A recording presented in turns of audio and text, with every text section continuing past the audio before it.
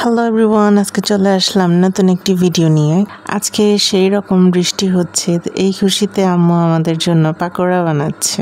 হাতের কাছে যা ছিল তাই দিয়ে আম্মু একটি মজার পাকোড়া বানিয়ে দিল। পাকোড়াটি বানানোর জন্য প্রথমে আম্মু 1 কাপ ময়দা, স্বাদ মতো লবণ, ডিম, হাফ কাপ পেঁয়াজ, 10-12টা সিদ্ধ আলুগুলো ভালো মতো ম্যাশ করে নিল। তার মধ্যে দিল আরো আধা কাপ পেঁয়াজ কুচি, ভাজা শুকনা মরিচ, 4 পিস রুই মাছ ভাজা। রুই মাছটা অনেক স্পাইসি ছিল, তাই আমরা বড়াতে ঝালের পরিমাণটা একটু কম দিব। আপনারা আপনাদের পছন্দ মতো ঝালের পরিমাণ বাড়িয়ে কমিয়ে দিতে পারেন।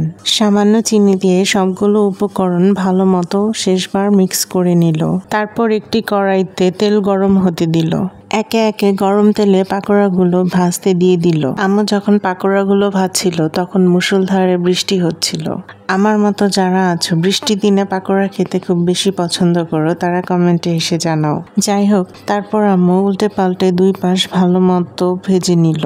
ভিডিওটি ভালো লাগলে please like, comment, share with our friends and family and don't forget to subscribe our channel Sunny Road Vlogs and hit the bell icon. Okay, tata, bye.